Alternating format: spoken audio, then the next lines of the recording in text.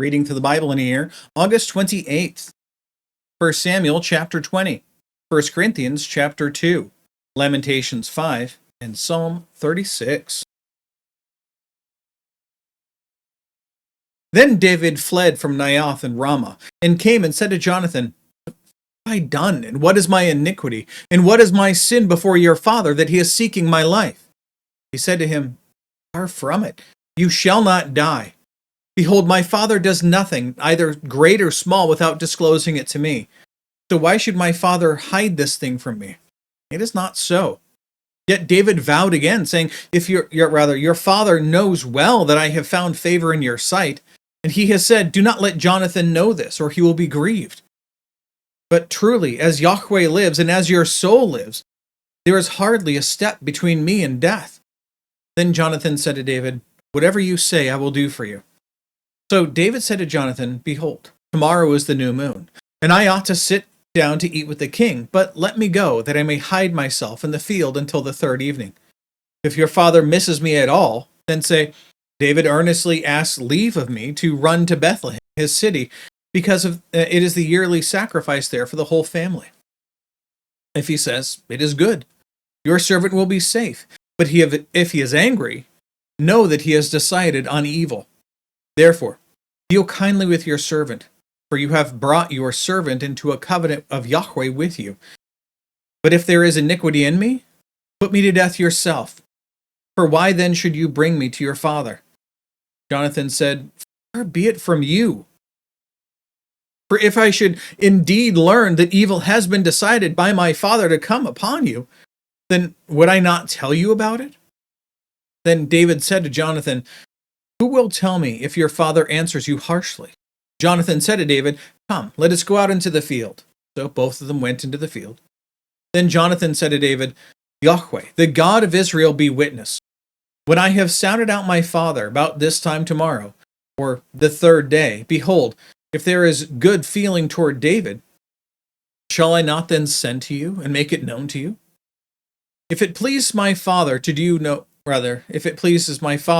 harm, may Yahweh do so to Jonathan, and more also, if I do not make it known to you and send you away, that you may go in safety. And may Yahweh be with you, as he has been with my father. If I am still alive, will you not show me the loving kindness of Yahweh, that I may not die? You shall not cut off your loving kindness from my house forever, not even when Yahweh cuts off every one of the enemies of David from the face of the earth." So Jonathan made a covenant with the house of David, saying, "May Yahweh require it at the hands of David's enemies." Jonathan made a vow again because of his love for him, because he loved him as he loved his own life. Then Jonathan said to him, "Tomorrow is the new moon, and you will be missed because your seat will be empty. When you have stayed for 3 days, you shall go down quickly and come to the place where you hid yourself on that eventful day, and you shall remain by the stone Ezel. I will shoot 3 arrows to the side, as though I shot at a target. And behold, I will send the lad, saying, 'Go and find the arrows.' If I specifically say to the lad, 'Behold, the arrows are on this side of you,' get them. Then come, for there is safety for you and no harm, as Yahweh lives. But if I say to the youth, 'Behold, the arrows are beyond you,' go, for Yahweh has sent you away. As for the agreement of which you and I have spoken, behold, Yahweh is between you and me forever." So David hid in the field. And when the new moon came, the king sat down to eat food. And the king sat on his seat as usual, the seat by the wall. Then Jonathan rose up, and Abner sat down by Saul's side. But David's place was empty. Nevertheless, Saul did not speak anything that day, for he thought, "It is an accident. He is not clean. Surely he is not." It came about the next day, the second day of the new moon, that David's place was empty. So Saul said to Jonathan his son, "Why has the son of Jesse not come to the meal, either yesterday or today?" Jonathan then answered Saul, "David earnestly asked leave of me to go to Bethlehem. For," he said, "please let me go, since our family has a sacrifice in the city, and my brother has commanded me to attend. And now, if I have found favor in your sight, please let me get away, that I may see my brothers." For this reason he has not come to the king's table. Then Saul's anger burned against Jonathan, and he said to him, "You son of a perverse, rebellious woman! Do I not know that you are choosing the son of Jesse to your own shame and to the shame of your mother's nakedness? For as long as the son of Jesse lives on the earth, neither you nor your kingdom will be established. Therefore now, send and bring him to me, for he must surely die. Jonathan answered Saul his father and said to him, why should he be put to death? What has he done? Then Saul hurled his spear at him to strike him down. So Jonathan knew that his father had decided to put David to death. And Jonathan arose from the table in fierce anger, and did not eat food on the second day of the new moon. For he was grieved over David, because his father had dishonored him. Now it came about in the morning that Jonathan went out to the field for the appointment with David. And he had a little lad with him. And he said to his lad, run, find now the arrows which I am about to shoot. And as the lad was running, he shot an arrow past him. When the lad reached the place of the arrow, which Jonathan had shot, Jonathan called after the lad and said, is not the arrow beyond you? And Jonathan called back to the lad, hurry, be quick, do not stay. And Jonathan's lad picked up the arrow and came to his master. But the lad was not aware of anything. Only Jonathan and David knew about the matter. Then Jonathan gave his weapons to his lad and said to him, go, bring them to the city.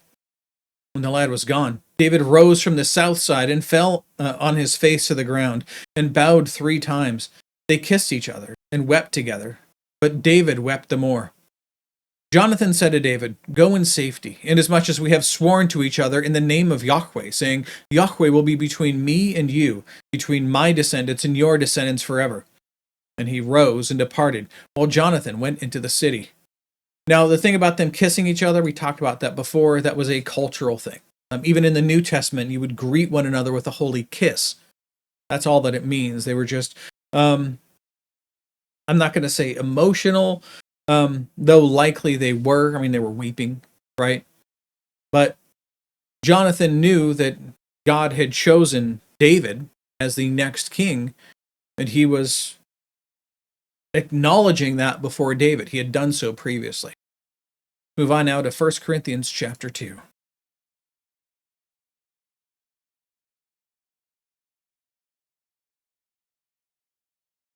Paul continues, and when I came to you, brethren, I did not come with superiority of speech or of wisdom, proclaiming to you the testimony of God. For I determined to know nothing among you except Jesus Christ and him crucified. We talked about this before. The idea of a God dying at all is an offensive thing to say to basically all Gentiles. Even Muslims today, they read us as being tritheists, and when we say that Jesus, the Son of God, has died on the cross in our place, all they hear is that this idea of God dying is a ridiculous, stupid thing to them. And they will beat you with it. Usually not physically, but it could happen. So, continuing on, verse 3, I was with you in weakness and in fear and in much trembling. And my message and my preaching were not in persuasive words of wisdom, but in demonstration of the Spirit and of power, so that your faith would not rest on the wisdom of men, but on the power of God.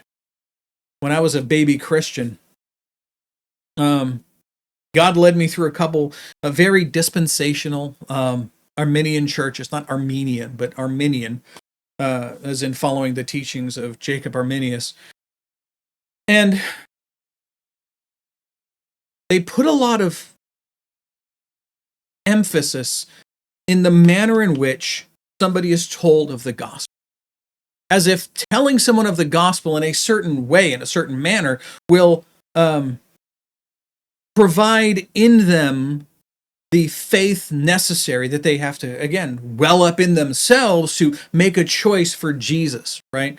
Because it's a very silly thing that you are the captain of your own salvation. Jesus has provided it, but you have to reach out and grab that thing. It's a free gift, and you have to take it. It puts the onus on you, not on the God who saves.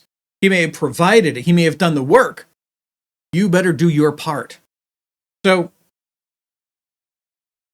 because of that, they lean really heavily on using specific methods. There's the Roman road, and there's, you have to produce a certain type of story that's engaging to the people to get them emotionally invested. In a lot of churches, they'll have, as they're giving their altar call, they'll have someone on the keyboards playing some sort of like, not really ominous tone, but some sort of ethereal thing on the synthesizer to kind of get you into a feeling of kind of spiritualism and an emotional song, basically, that tugs at your heartstrings to make you make an emotional decision.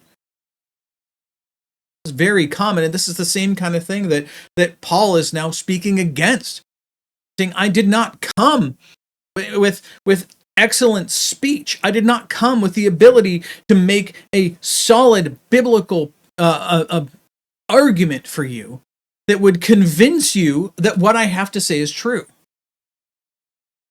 Because if that's what you're focusing on, if you're focusing on some sort of argument, some sort of argumentation, some sort of plausible story that you can use to win people's hearts, the next person who comes by with a more plausible argument, with a better story, will pull them away.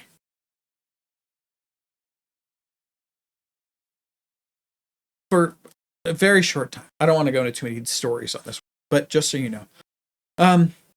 We were members at a Sovereign Grace Church. I've talked about that before. And this is when I was in my deepest kind of personal stage of doing, good way to put this, street preaching and evangelism. And not that you ever give it up, but you know what I mean. This is when I was kind of in the deepest in doing this thing. And my whole focus with this church's evangelism team was to give them things that would help them in the real world. Someone may come up and bring up some sort of other religion or other thoughts or other, and I was giving them things that they could kind of just keep in their mind in case they encountered someone like that. So they would be better equipped to answer those questions, biblical responses, that kind of thing.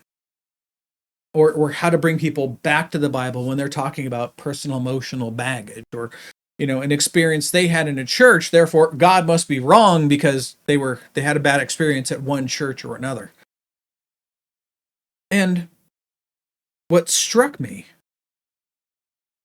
was that all of the people I talked to said that they would give up evangelism tomorrow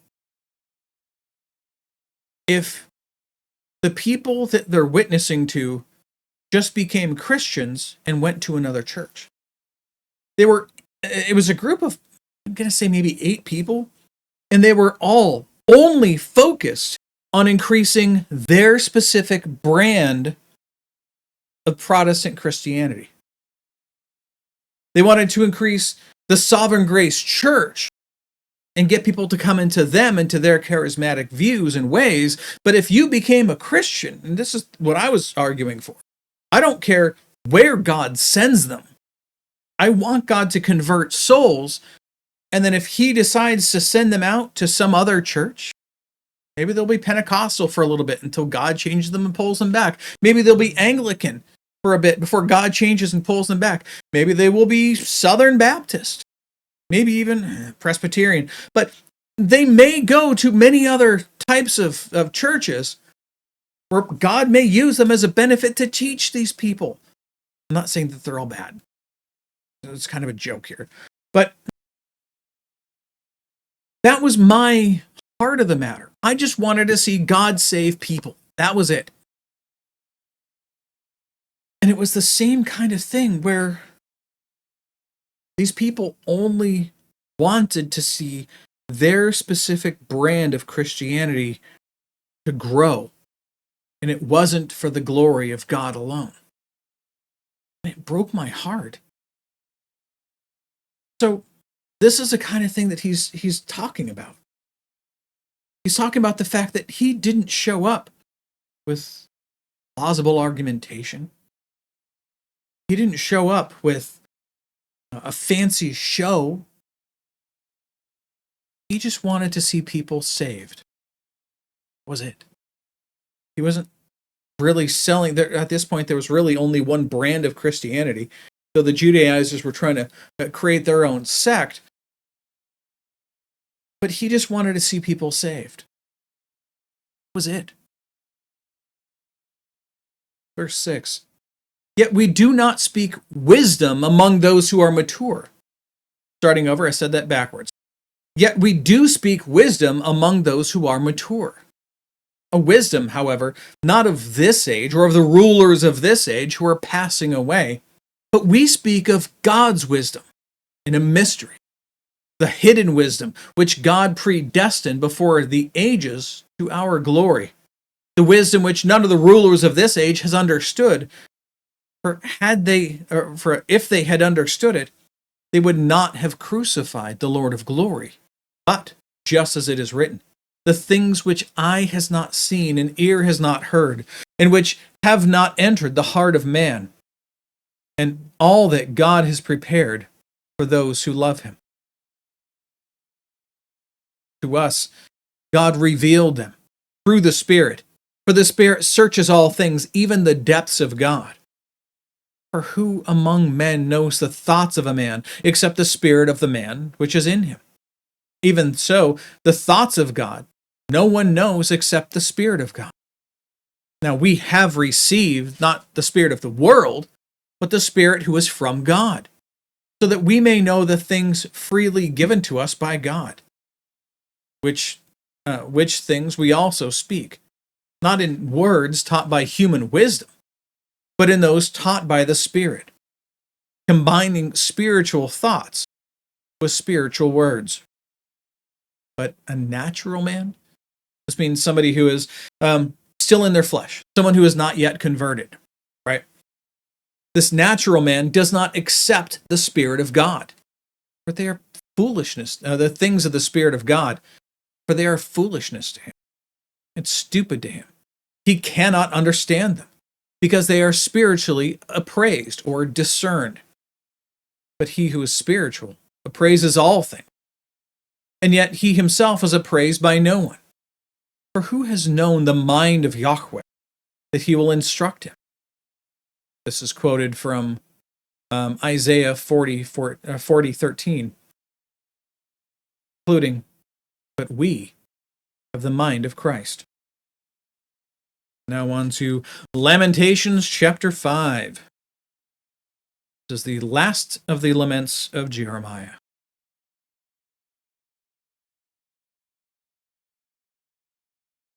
Remember, O Yahweh, what has befallen us. Look and see our reproach. Our inheritance has been turned over to strangers, our houses to aliens. We have become orphans without a father. Our mothers are like widows. We have to pay for our drinking water. Our wood comes to us at a price. Our pursuers are at our necks. We are worn out. There is no rest for us. We have submitted to Egypt and Assyria to get enough bread.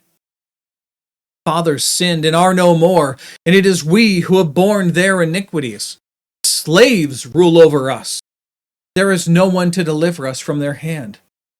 We get our bread at the risk of our lives, because of the sword in the wilderness. Our skin has become as hot as an oven because of the burning heat of famine. They've ravished the women in Zion, the virgins in the cities of Judah. Princes were hung by their hands, elders were not respected. Young men worked at the grinding mill, and youths stumbled under loads of wood.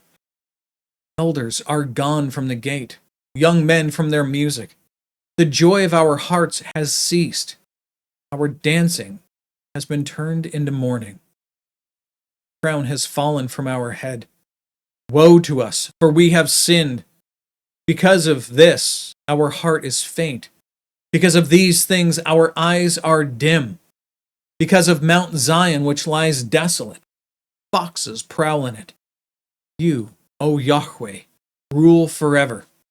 Your throne is from generation to generation.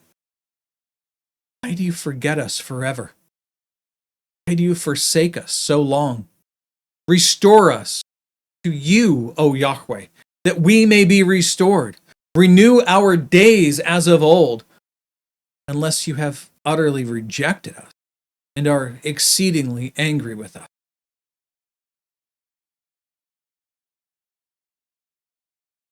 Including today in Psalm 36.